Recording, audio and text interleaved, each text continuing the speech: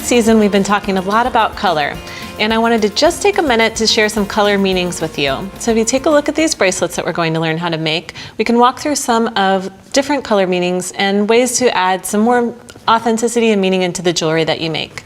So the pink bracelet, pink stands for love, and so does red, but pink is kind of the softer. You could use it for friendship, you could use it for your family. Pink is more of a rosy version of that type of familial type of love. Purple is more about creativity and looking for insight. So if you have a friend who needs a little bit of help in that department, you might think about making the purple bracelet. Green is good for good luck, and I added a little charm to that to just kind of emphasize the lucky nature of that bracelet. So, you know, everybody could use a little bit of luck now and then. And you could think about incorporating charms that have different meaning into the jewelry that you make. You might think about using the sun for joy or lots of other symbols as well to kind of reinforce that color meaning. Now the blue bracelet is for peace and calming, and this one I used some ceramic beads there in the middle because I thought, why not shake it up a little bit, use some blue and white. It also has a little bit of floral touch to it. So the beads you choose can really be about you just like the bead, or maybe you want to use some of those color meanings as inspiration for your jewelry. Now to make these type of bracelets, what's different about them is that you can make a stretchy part in the middle. So this is a finished one here that you can see.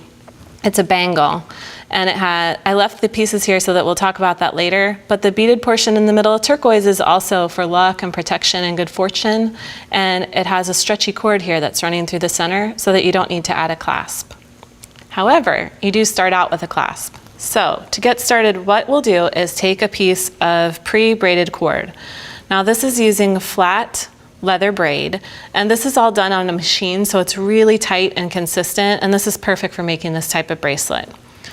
But here at the ends, usually it is so perfect when you cut it that the 3 strands are straight across, and that makes it hard to fit into this type of end cap that we're using, which is round. So what I'm going to do is just take the ends here and kind of stack them up.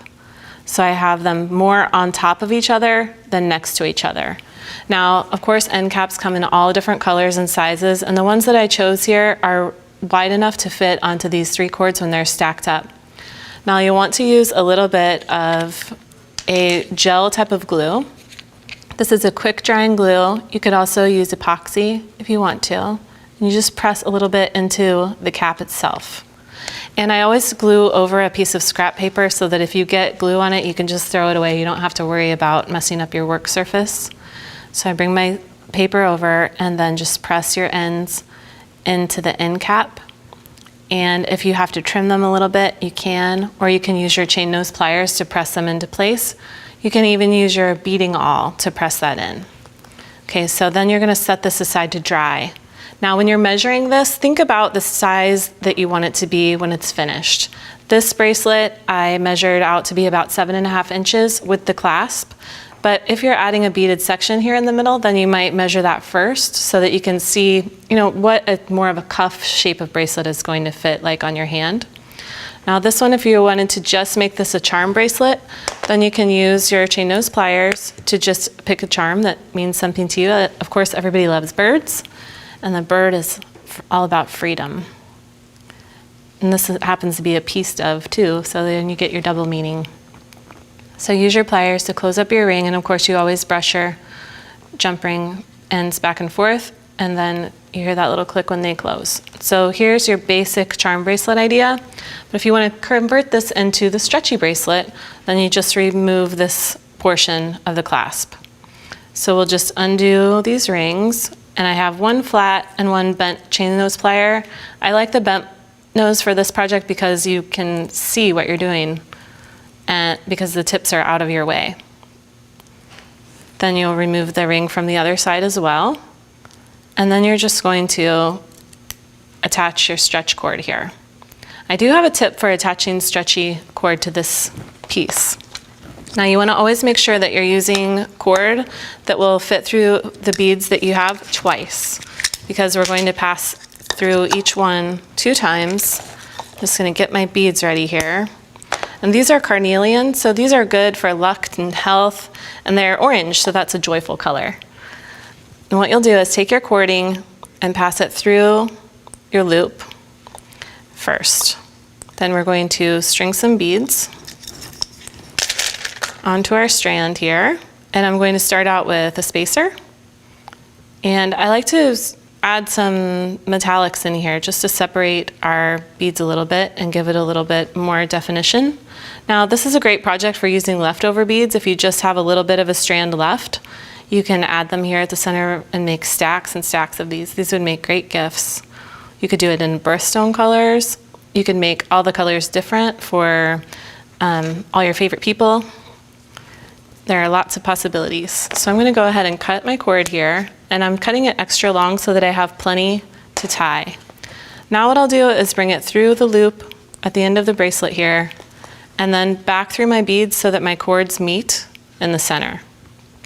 So now, I'm going to hold this. Now a tip for working with stretchy cord like this is, since it does stretch, you can take advantage of that by pulling it a little bit tight over your finger when you're ready to string beads. Now you could also work with a needle here, but a lot of times, I'm working on the fly. But then I have one that's ready to go, and what we'll do here is tie the cords together. And there are lots of different ways to tie stretchy cord, but my number one tip for that is cross the ends, bring it through the loop to make a half knot, then pull your cords tight while you knot. So you're kind of creating this loop with your other fingers that you can then pass this through and then pull it all tight. And since that cord is already kind of taut, it helps to hold your knot in place. Now you're just going to add a little drop of jeweler's cement to the knot, and then if you can, tuck the knot into the nearest bead so that it's hidden within the design. And if you pull that, you can get it inside your closest bead. And when it's dry, then you'll trim this really close. It's really easy to make a whole stack of these. Now we've been talking about flat braided cord that's pre-made, but you can also braid your own cord. And especially if you wanted to do it with round cord, then it gives it a different look. If you take a look at this bracelet, I've done that with several strands of leather cord, and I also combined it with some ball chain. So when you have a clasp like this, you start out by gluing your ends into the clasp. So I already set this board up here, and this one has all of my cords attached inside a clasp. It's the other side of this. And now what we're going to do is just take our two strands of each color and braid them together. So we'll braid, and I always start out with it under the middle and over the side, and then under, over. But as you're working with your cord, you can make sure that all of your cords are positioned to keep your braid really nice and flat. Okay, so here's another place where you can think about color meanings and weaving in some meaning into your jewelry. So we've got some turquoise here and some blue and brown. Of course, you can always just pick your favorite color palette, but this is an idea for using some colors that are meaningful to you. So we've got turquoise for luck and our blue for peace. And brown, I always think of a good all-purpose, bringing it right back to grounding. And then we can add some charms to this when we're done.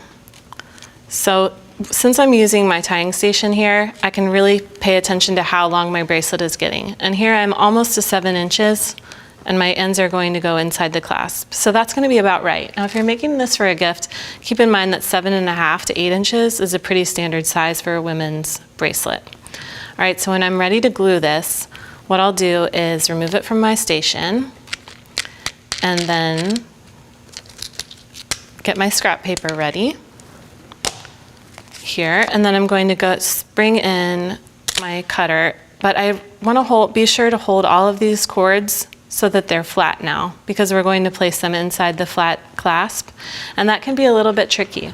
So if you have time, and you can add a little bit of glue to those ends before you're ready to attach the clasp, then that will help hold them together. If you're in a hurry, then just be careful and add some glue inside your clasp. And you're ready to glue.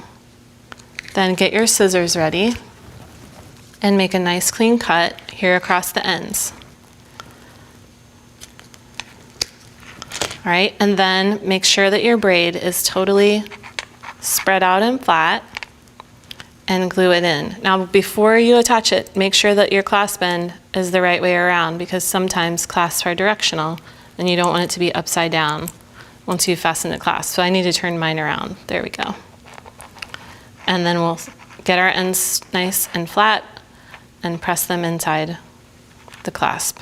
And you can kind of do them two at a time so that you can lay them into place in the channel. All right, so it's just that easy. If you need to, oh look, I have a little bit of space here, so I just want to rearrange this really quick before my glue dries. And if I had to add a little bit more, that's okay. And now I have a great place to attach a bunch of dangles in between the bumps on my braid here.